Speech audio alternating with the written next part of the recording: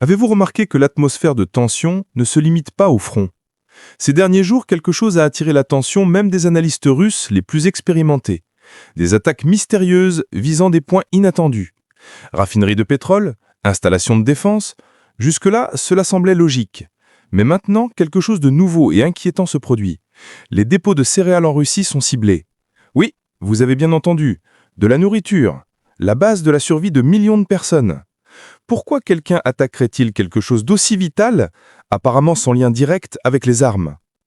Des experts ukrainiens affirment que la cible est stratégique.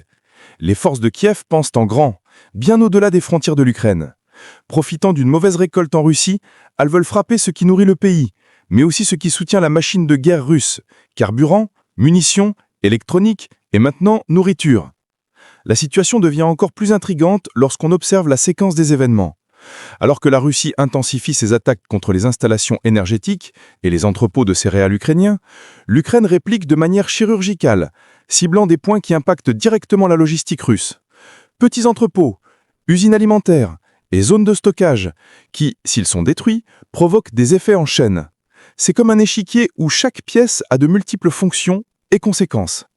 Et c'est exactement là que la situation devient critique pour Poutine. Aussi bien qu'il proclame des récoltes records et la sécurité alimentaire, la réalité montre autre chose. Pertes significatives, approvisionnement détruit, et même des milliards de dollars de céréales confisquées, disparus des territoires occupés. La Russie, qui s'est toujours vantée de son autosuffisance alimentaire, fait désormais face au même type de pression qu'elle a imposé à l'Ukraine. Poutine est sous le choc. Ce qui semblait être un jeu de pouvoir et de contrôle expose maintenant des vulnérabilités profondes, sa capacité à protéger les ressources vitales et à soutenir à la fois la population et sa machine de guerre. L'échec n'est pas seulement tactique, mais stratégique et symbolique. Que pensez-vous? Ces attaques peuvent-elles changer l'équilibre de la guerre? Ou ne voyons-nous que les premiers signes d'une stratégie plus large de Kiev?